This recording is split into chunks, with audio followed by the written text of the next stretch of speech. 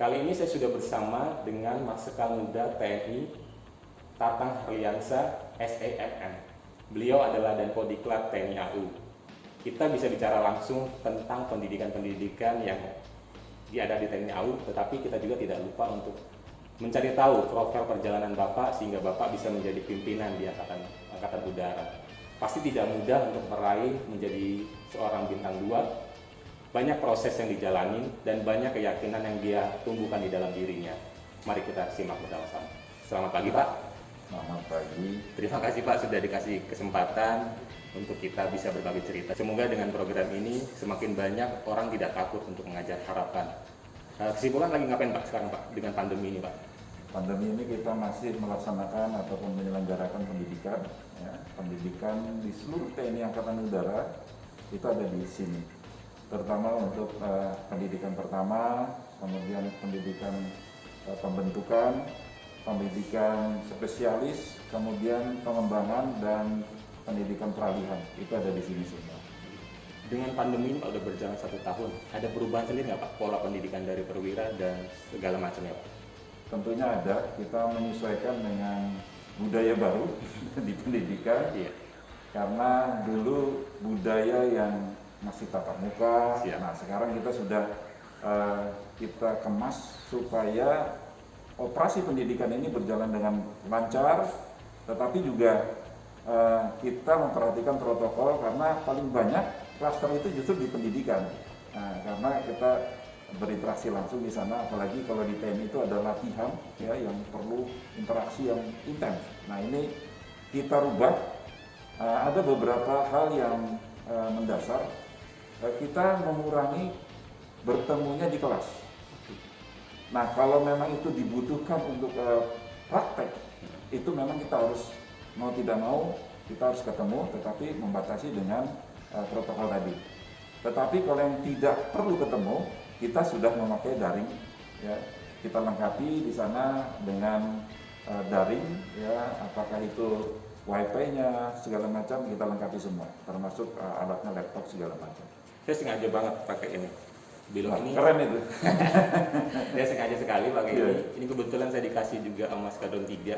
Oh, Dan kebetulan Bapak adalah satu komandan di Skadron 3. iya. Boleh ceritakan Pak, kenapa memilih menjadi seorang TNI AU? Ini berawal dari saya waktu kecil. Iya. Ya. Jadi waktu kecil itu saya diajak orang tua saya itu kalau libur itu. Nah ini saya lahirnya dari Samarinda, Kalimantan Timur, jauh ya. Di Samarinda itu sangat terbatas apa saja, apakah itu transportasi segala macam.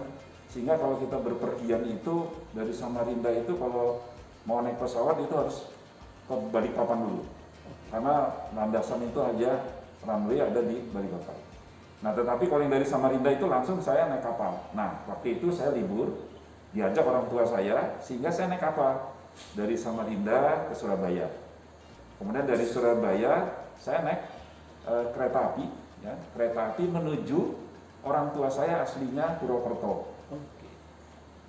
Nah, bapak saya ya, kalau ibu saya asli orang Kalimantan, sehingga kalau berlibur kami datang ke tempat yang ada di Purwokerto. Nah itu dari Surabaya menuju ke Purwokerto itu menggunakan kereta api. Di perjalanan kita mampir di Jogja. Nah kebetulan pada saat di Jogja itu keretanya tuh lama berhentinya. Nah karena lama berhenti, biasalah dulu keretanya masih sederhana, kita bisa keluar, kemudian bisa beli jajan. Nah kebetulan waktu saya keluar itu, ini masih umur 4 tahun ya, masih umur 4 tahun.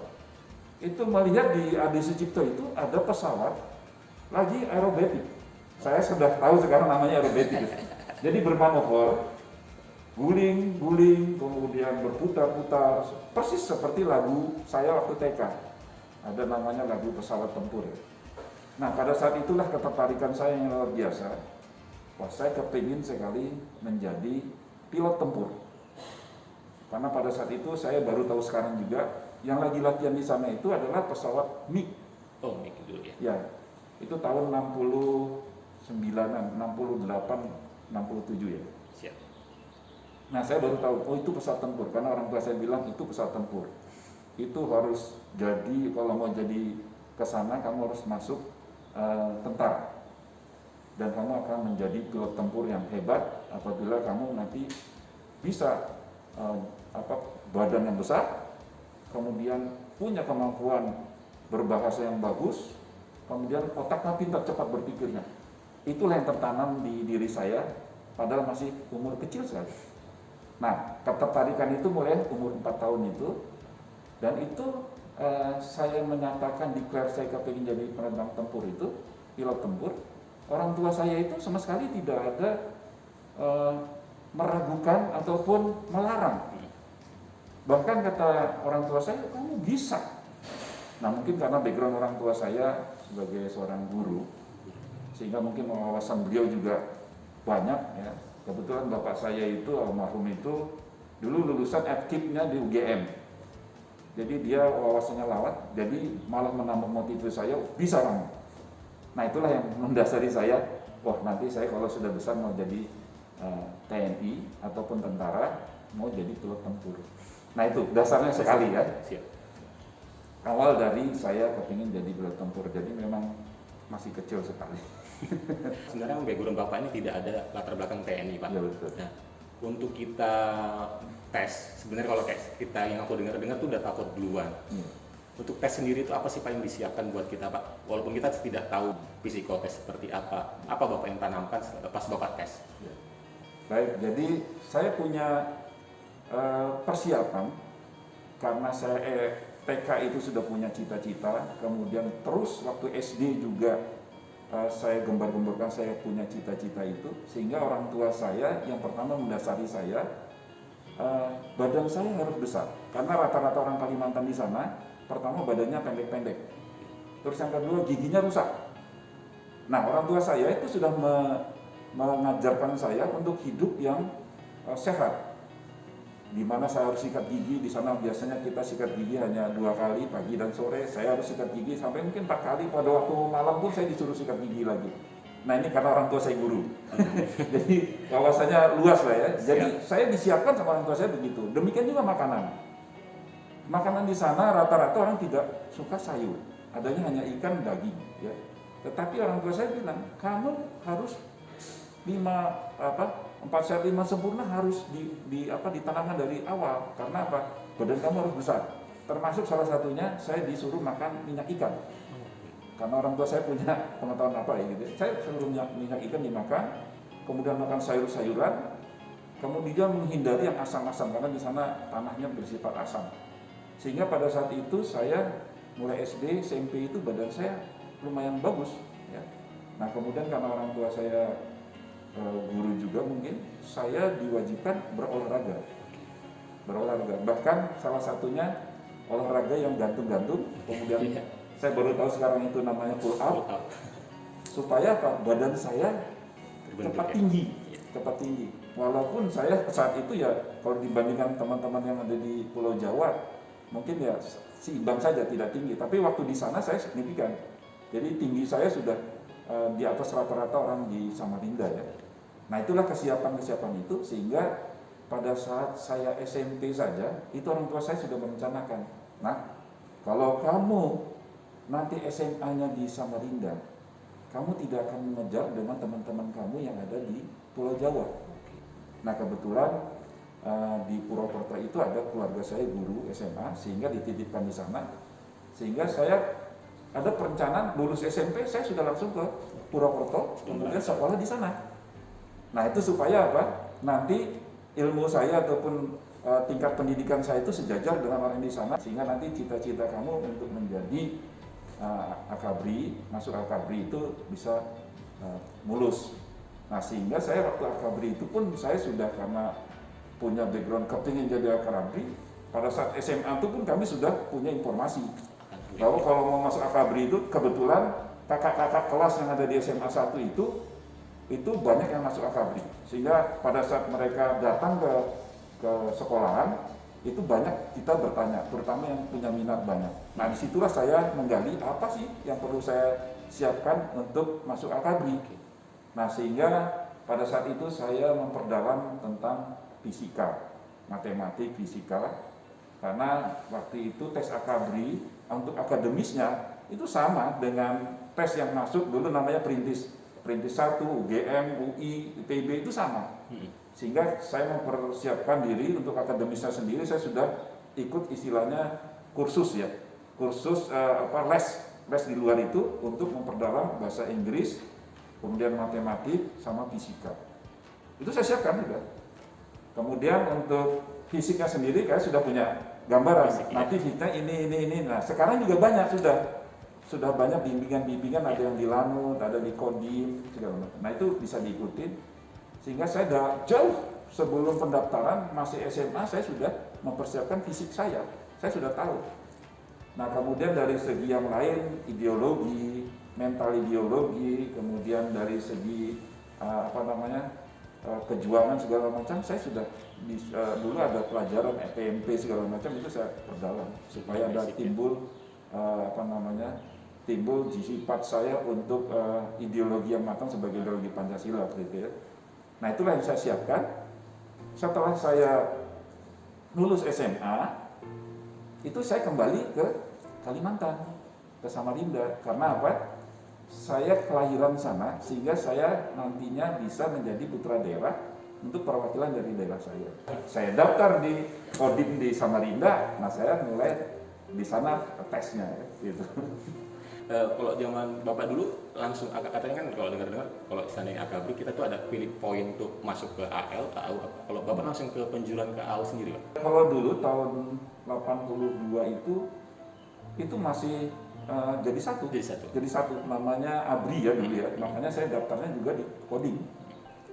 Jadi jadi satu sehingga di situ nanti bisa kemana saja kita mau ke AL, KAD, AL, kemudian AU dan Polri.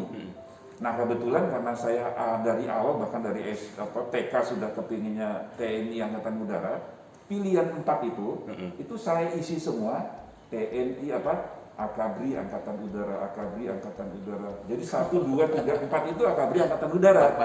Iya, 4-4-nya. Bahkan pada saat itu ini sudah proses, kemudian saya dikirim ke Balikpapan di tingkat Kodam. Itu waktu Pantohir itu juga ditanya, ini kalau kamu pilihan begini nanti kalau nggak lulus bagaimana? Kalau kamu diterima Angkatan Darat atau di Angkatan Laut segala macam, kamu tetap ini pilihannya. Siap, saya pilih itu saja. Nah itu ya prosesnya.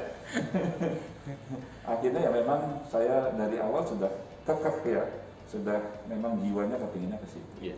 Kan kalau di udara itu tidak semuanya yang sekolah di sana akan menjadi pilot tempur, Pak. Iya. Angkatan Bapak ada berapa orang, Pak? Jadi waktu saya tes di awal lagi ya, kembali lagi. Waktu di Samarinda, itu yang daftar di kota saya itu 280. Kemudian yang dikirim Pantohir ke Balikpapan, itu ternyata tinggal saya sendiri. Bergabunglah dari yang Balikpapan, dari Tarakan segala macam, akhirnya yang dikirim ke tingkat pusat di Magelang itu ada berjumlah 4 orang dari Kalimantan Timur, 4 orang. Nah kebetulan setelah dites di sana itu masuk semua 4 orang ini. Iya 4 orang masuk, tapi pilihannya masing-masing ya. Nah pada saya di Magelang itu di tes pusat itu saya termasuk yang lulus. Kemudian saya belum tahu ini saya angkatan udara, angkatan darat, angkatan laut atau polisi, saya tidak tahu. Tapi saya lulus di sana. Kemudian setelah saya melaksanakan pendidikan basic militer di sana selama 6 bulan, itu baru dipisah untuk berangkat ke AKABRI masing-masing. Nah disitulah saya baru tahu ternyata saya masuk di Angkatan Udara. Jadi saya sujud syukur karena memang pilihan saya dari awal itu. Nah yang masuk Angkatan Udara pada saat itu, Angkatan Udara itu berjumlah 75 orang. Kemudian untuk darat 287, Angkatan Laut itu 100, kemudian untuk polisi itu 230-an. Jadi udara paling sedikit ya? 75. Iya. Kemudian masuklah saya di Angkatan Udara 75 orang itu, dididik 4 tahun di sana. Kemudian di tingkat 3 itu semua dijuruskan ke penerbang. Awalnya hanya ada 2 prodi. Oke. Jadi semua masuk di elektro, dibagi lagi elektro dan teknik pesawat. Hanya 2 itu jurusannya waktu itu. Nah, kemudian kuliah dari tingkat 1 sampai tingkat 3, 2 jurusan ini semua diteskan ke penerbang. Jadi basicnya 2 itu dulu. 2 itu dulu Iya. semua ya. Nah, semuanya diteskan penerbang. Dari 75 itu, yang diteskan penerbang itu yang masuk ke penerbang hanya 18 orang. 18. Iya. Masuklah kami tingkat 3 itu lulus, kemudian tingkat 4 itu kami sudah bukan di jurusan awal, kami sudah masuk ke penerbang. Jadi kami sudah penerbang waktu itu. Tingkat 4. Jadi tingkat 3, tingkat 4-nya sudah penerbang. Masuk dilatih latih mula, kemudian latih dasar. Setelah latih dasar, ini latih lanjut. Nah, latih lanjut ini sudah dijuruskan. Penerbang itu ada 3 lagi. Ada tempur, kemudian ada transport, sama ada rotari. Rotari itu helikopter. Nah, kemudian dalam proses sekbang sebelum lulus ini saya ada lulusan dulu perwira. Jadi ternyata pendidikan di mana? Di Akabri sudah selesai 4 tahun, saya dilantik menjadi Letnan 2. Tetapi penerbangan belum selesai. Saya melanjutkan lagi di advance-nya. Ternyata saya masuk ke tempur. Sehingga waktu Letnan 2 lulus, saya melanjutkan lagi pendidikan di Lanut Iswah Yudi. Dengan pesawat waktu itu Hawk MK53 dari Inggris. Saya lanjut lagi di sana. Letnan 2 belum lulus ini. Belum lulus penerbangan. Tapi sudah Letnan 2. Dari 75 yang dikirim ke Iswah Yudi itu hanya berlima. Iya, dari 75 hanya berlima. Kemudian dalam prosesnya ini kami di Iswah Yudi setelah itu lulus kira-kira 6 bulan setelah pelantikan perwira, 6 bulan saya lulus, saya langsung terbang di pesawat tempur. Nah, dari 5 itu ternyata dalam perjalanannya ada yang jatuh, ada yang meninggal, akhirnya tinggal 2. Yang berdua itu dari angkatan saya 87 itu saya sendiri, kemudian yang kedua adalah Marsma Anang Nur Hadi. Wah, satu angkatan Pak Anang. Udah pernah ya? Iya. Nah itu Anang Nur Hadi. Jadi itu memang sohib saya dari dulu. Jadi masuk yang pertama adalah di Skadron 15, pesawatnya MK53 Hawk. Kemudian setelah itu masuk ke F5, pesawatnya F5 Tiger. Kemudian sama-sama lagi sama Pak Anang terus masuk ke Skadron 3, pesawatnya F16, F16. Nah disitulah mulai kami melaksanakan tugas sebagai seorang perwira penerbang, ya penerbang tempur. Ketika kita menjadi TNI, kita adalah milik negara. Keyakinan itu tumbuh pas kapan, Pak? Saya merasa betul-betul milik negara, kemudian sudah menjadi pengabdi negara di TNI. Itu sebenarnya jauh saya sebelum masuk di sana. Jadi waktu saya masuk Magelang, kemudian dinyatakan lulus menjadi siswa, kemudian saya mendapat pakaian seragam, waktu itu hijau, ya, dapat helm, dapat drap rim, dapat kopel, kemudian habis itu ada upacara, disitulah saya menetes air mata bahwa saya ini sudah milik negara dan jadi TNI. Nah itu sudah merasa sudah milik negara. Nanti saya akan berjuang di sini. Itu sudah terwujud di situ. Jadi jauh sebelumnya. Nah terus yang kedua lagi, setelah saya dilantik waktu itu bulan Juli tahun 1987 di istana, presidennya masih Pak Soeharto. Nah di situ juga saya tumbuh kebanggaan sekali, yang luar biasa ya, karena saya orang daerah. Kemudian saya dari keluarga yang sangat sederhana. Bapak saya, Bapak Hardito, ya itu orang Jawa tetapi sudah lama di Kalimantan. Itu adalah hanya seorang guru. Kemudian ibu saya itu namanya Martinah, Ibu Martinah.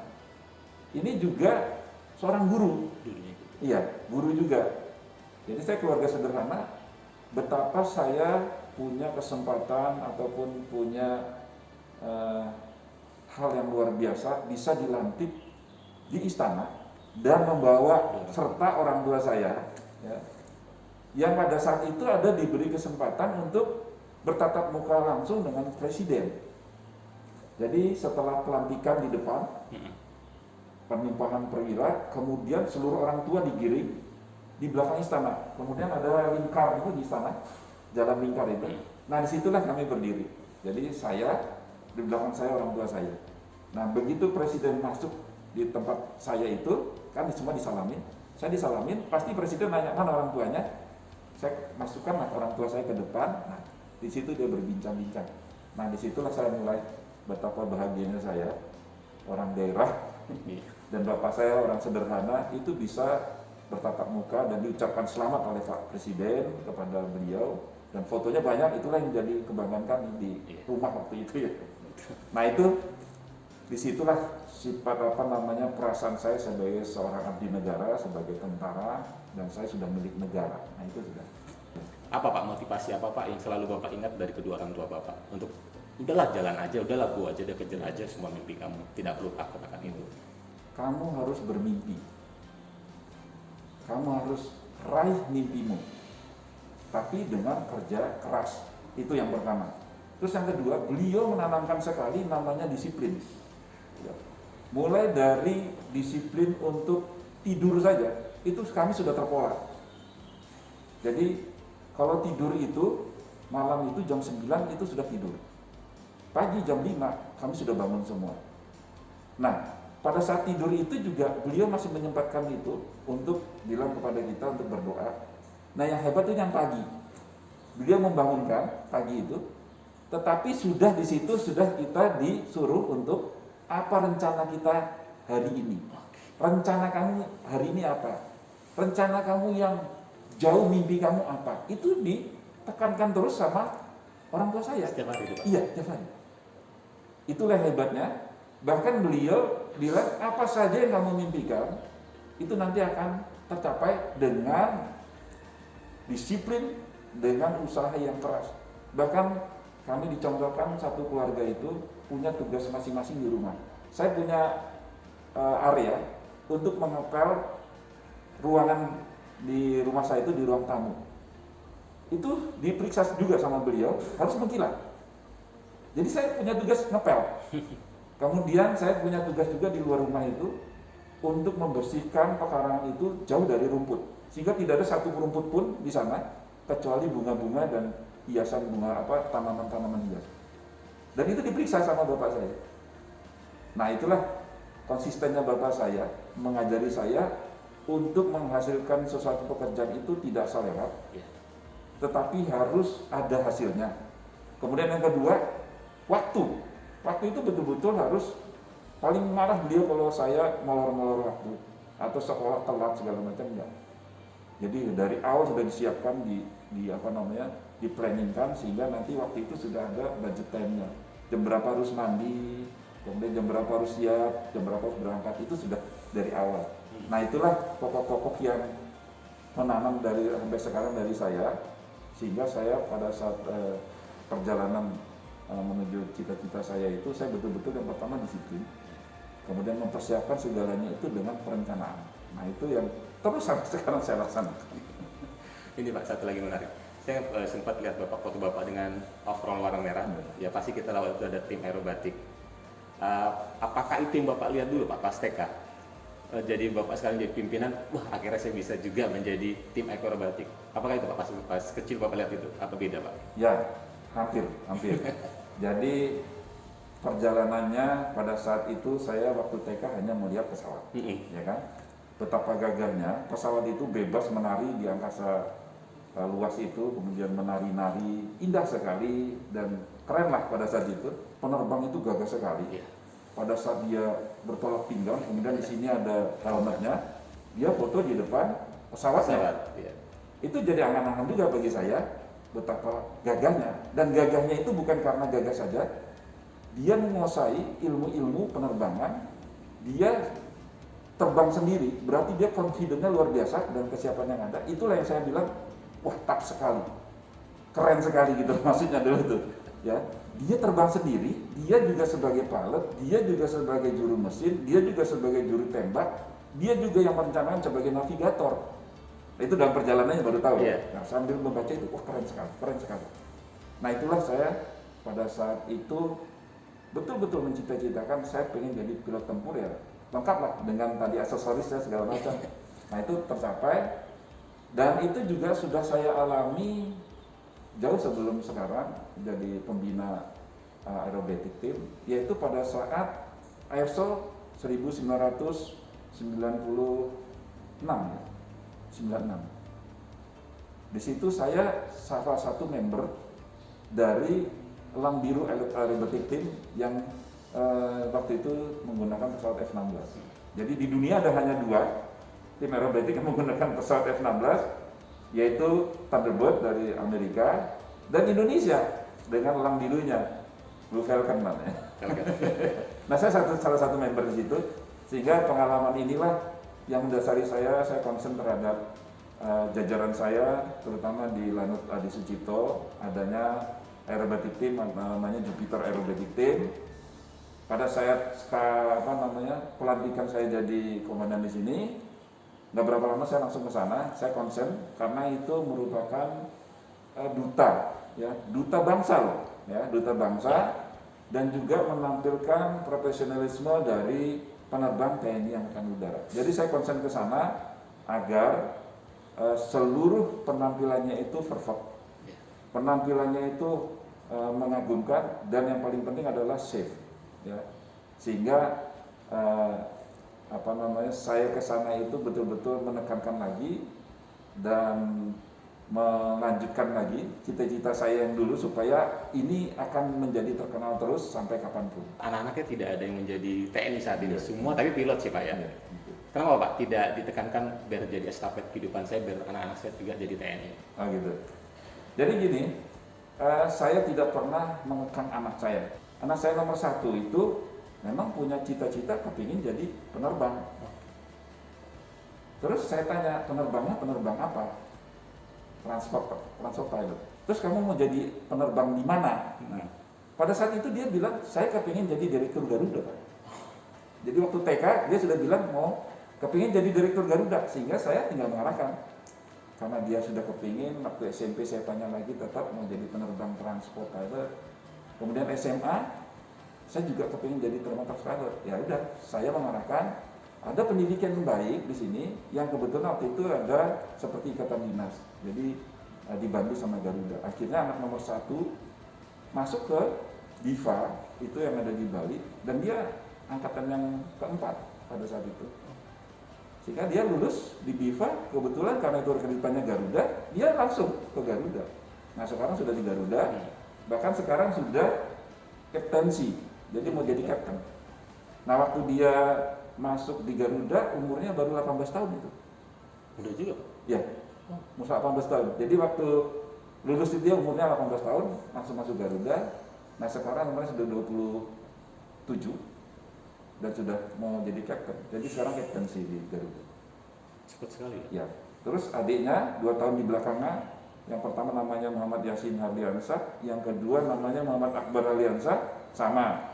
Pada saat TK, SD itu, saya tanya, kamu mau jadi apa?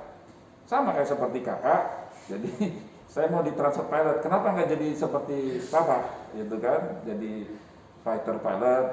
Takut Pak. Jadi waktu saya aerobatik dulu, 2 orang ini sering ngikut saya. Oke. Ya, sehingga mereka sering pada saat pesawat itu beraerobatik kemudian cross di bawah itu, dia kaget gitu turunkan. Kebetulan juga sering nonton film segala macam, dia melihat banyak kecelakaan, ya. Dia transfer pilot. Oke, saya nggak mau. Akhirnya dia ngikutin kakaknya, sekarang jadi penerbang juga di Citylink, ya.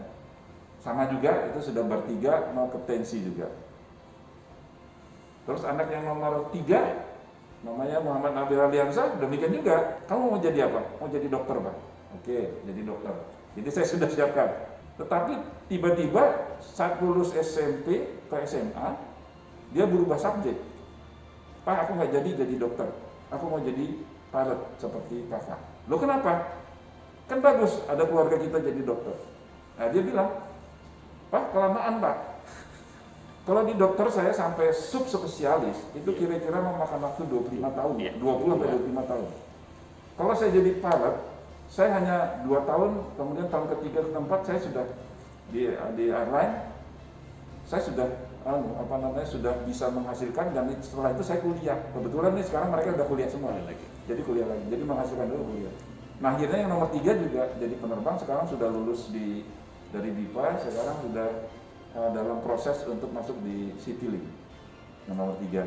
Nah yang keempat masih kecil masih kelas 5 SD. Nah jadi saya tidak pernah memaksakan anak, ya, jadi terserah dia mau kemana, cuman saya akan mendorong dari belakang. Nah di luar ini semua Pak, nah saya tuh melihat aktivitas Facebook Bapak. Ya. Tidak ada yang Bapak update itu kayak hobi Bapak golf dan segala macam. Tapi hobi Bapak itu mengupload bantuan untuk kita bisa. Ya. Itu dimulai kapan Pak? Dan kenapa Bapak melakukan hal tersebut Pak? Ya. Jadi ada hal yang mendasar juga. Yang pertama ya saya dari keluarga sederhana. Ya, itu yang pertama. Terus yang kedua saya punya musibah 2010. Istri saya menderita kanker. Kankernya namanya kanker payudara. Cukup ganas kankernya. Kemudian saya juga masih berdinas di Bogor, habis itu pindah ke Jogja, masih kesana kemari. Dan itu juga memerlukan biaya yang banyak waktu itu. Berobatlah istri saya ini dengan was-was yang luar biasa, tahu sendiri kanker, hitungannya kan cuma hari. Bahkan ada yang bilang, wah ini ibu ini, istri saya ini kira-kira mungkin ya tinggal setahun lah dari dilihat perkembangan kankernya. Jadi dengan segala upaya saya waktu itu berobat, termasuk juga obat tradisional ya. Nah di situ saya merasakan betapa saya membutuhkan dana, ya, dana yang luar biasa pada saat itu. Terus juga selama pengobatan ini saya melihat juga orang-orang yang ada di sekitar, yang pada saat itu ada istrinya prajurit, ada masyarakat biasa segala macam. Betapa mereka menderitanya, mau ke dokter saja mereka mengantri mulai jam 1 malam. Padahal mereka ini jauh di bawah saya, tidak punya uang, tidak punya tempat tinggal di mana di Jakarta ini. Bahkan ada istri seorang prajurit itu dari Sukabumi. Dari Sukabumi itu dia berangkat itu jam 8 malam. Kemudian di bis itu dia untuk sangunya dia nanti supaya bisa makan di rumah sakit itu untuk mendapatkan dana. Bahkan ada yang lagi yang dari luar Jawa, mereka tidur di emper-emper. Rumah singgah sudah ada, tapi rumah singgah itu tidak bisa menampung segitu banyaknya. Nah pengalaman inilah saya lihat betapa orang yang kena kanker itu menderitanya luar biasa. Dia sendiri menderita, apalagi yang nggak punya uang, betapa luar biasa. Nah di situ saya bersyukur, saya termasuk orang yang tidak seperti itulah, ya. Tetapi ya membutuhkan biaya. Makanya saya sekarang ikut aktif di Yayasan Kanker, sama istri saya ikut aktif. Kemudian juga menggambar-gemborkan masalah rumah singgah. Kenapa saya repost di tempat saya? Saya harapkan teman saya yang banyak, follower saya yang banyak ini, itu tergerak lah, ya. Kemudian dengan kedudukan saya, banyak yang kenal saya, mudah-mudahan ini juga menggerakkan yang lain-lain supaya membantu. Betapa mereka itu sangat membutuhkannya luar biasa. Saya rasa itu lebih bermanfaat bagi saya, ya. Nah mudah-mudahan ini jadi inspirasi yang lain supaya mengaktifkan hal yang demikian Facebooknya, bukan hanya untuk hanya sekedar kesenangan saja, tetapi ya yang lain. Mudah-mudahan ini jadi inspirasi bagi yang lain. Mudah-mudahan. Amin. Di Kalimantan Bapak aktif juga di tinju dan sampai berhasil untuk juara dunia. Apakah Bapak punya hobi tinju Pak? Bukan hobi seperti pejabat lain main golf Pak? Ini berawal waktu saya di Kalimantan. Saya mengikuti juga di kampung ya. Itu sering, karena dulu sering kita mengelulukan Muhammad Ali ya. Jadi sebelum pertandingan Muhammad Ali itu kita mengadakan pertandingan juga di kampung. Jadi di kampung lah. Jadi tinju-tinjuan, memang saya hobi sekali melihat tinju. Kemudian di kampung pun ikut kejuaraan-kejuaraan di sana. Nah ini awalnya dari hobi yang biasa saja, tapi saya tidak berprestasi. Kebetulan pada saat itu saya ditunjuk jadi komandan lanut di Pontianak. Nah di Pontianak ini ada suatu daerah namanya Kayong Utara ini. Ini orangnya itu ahli dalam perkelahian. Kemudian fisik-fisik mereka itu fisik-fisik yang kuat karena alam. Ada tukang batu karena keras ya di sana. Nah ini daripada banyak preman di sana, kami nyari dari Lanut itu orang-orang yang kira-kira keker, yang hobinya berkelahi itu kita latih di Lanut. Tampung. Iya, ditampung di Lanut karena memang sebelumnya sudah ada sasana di sana. Kebetulan waktu itu ada satu orang namanya Iwan Soda. Itu dia sudah terkenal juga sih di kampungnya itu, jago lah untuk tinju itu. Nah daripada dia hanya jago kampung, kami undang Iwan Soda ini untuk berlatih juga dengan sasana yang ada di Lanut. Nah kebetulan gayung bersambut, ada kejuaraan yang ada di sana, dia ikut menang. Akhirnya di kejuaraan nasional, di tingkat nasional, beberapa lama ini pas kepemimpinan saya ya menang juga si Iwan Soda ini. Nah akhirnya ditantang dengan petinju-petinju yang dari luar negeri. Nah kalau yang di Asia itu dia di kejuaraan untuk ring IBF. Itu dia juga begitu kita tandingkan ya menang, jadi juara dunia. Kemudian di IBF, di WBO juga sama untuk internasional. Bahkan petinju yang hebat dari Thailand saja waktu itu datang ke Indonesia untuk menantang Iwan Soda, di sini pun dia menang. Akhirnya dia menyabet 2 kejuaraan, jadi sebagai juara dunia IBF, kemudian WBO juga. Ini Pak, kan jabatan Bapak bintang 2 selalu membawa pendidikan. Yeah. Gubernur AAU saat Yeah. ini juga dibilang pendidikan. Di luar sana itu banyak orang yang takut untuk gabung ke TNI, alah dengan duit, alah anaknya pejabat. Ya udah takut duluan, sebenarnya dia punya bakat, tapi kan ketakutan itu yang terkadang membuat kita jadi sulit. Pernah nggak ada orang yang ngelobi Bapak, emang harus pakai duit dan harus anak pejabat untuk masuk menjadi TNI Pak? Oh banyak, jadi banyak yang bertanya sama saya, apakah anak saya kalau masuk sana harus membayar uang? Yeah. Kemudian apakah betul ada yang membayar sampai 2 miliar, 1 miliar? Semua saya tolak. Semua saya jawab tidak. Contohnya di depan Bapak sendiri, 1 rupiah pun saya tidak pernah membayar. Ya. Dan saya berani menjamin sampai sekarang pun, kalaupun ada dia yang membayar, itu adalah oknum-oknum yang memanfaatkan. Sebenarnya dia sendiri tidak berperan di situ. Tidak berperan. Jadi untung-untungan saja. Makanya berlaku jujurlah. Ya, jangan berusaha untuk terpengaruh dengan ajakan-ajakan orang yang sebenarnya dia itu tidak berperan. Sekarang yang memimpin ketentuan itu bisa masuk atau tidak, saya atas nama kepala staf. Itu yang memimpin itu adalah asisten personil bintang 2 dengan saya sebagai komandan Kodiklat yang memimpin rapat penentuan itu. Sekarang dia mau nyogok saya berapa seorang bintang 2, ya. Apakah kehormatan saya seorang bintang 2 cukup dicogok dengan demikian? Gak mungkin. Ya. Makanya saya sudah berani menjamin siapapun yang masuk di TNI, ya, khususnya di TNI Angkatan Udara, itu sama sekali tidak ada sepeser pun ditarik. Ya. Jadi saya yakinkan lagi, berbondong-bondonglah masuk di TNI Angkatan Udara karena di sini free, tidak ada sama sekali. Dan bahkan apabila orang itu yang berprestasi di sana pada saat tes itu sudah ada lulus murni, itu kita sendirikan. Makanya jangan heran yang lulus ada anak tukang beca, ya. Bahkan waktu di gubernur kemarin itu kemarin yang lulus untuk yang the bestnya di Makayasanya itu orang biasa, bukan anak siapa-siapa. Sregar ya Pak? Iya. Ya. Bahkan saya mohon maaf menyiapkan pakaiannya, ya. Karena tidak punya, ya, kami menyiapkan pakaiannya segala macam. Karena betul-betul orang yang sederhana sekali, sangat sederhana.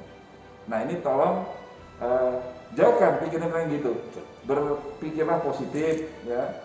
Kalau memang cita-citanya menjadi TNI, khususnya TNI AU, masuk gratis dan enak, bisa lihat dunia, ya. Saya kemana-mana dari orang yang sangat sederhana di Samarinda, sekarang sudah bisa melihat dunia karena saya join di Air Force, di TNI Angkatan Udara.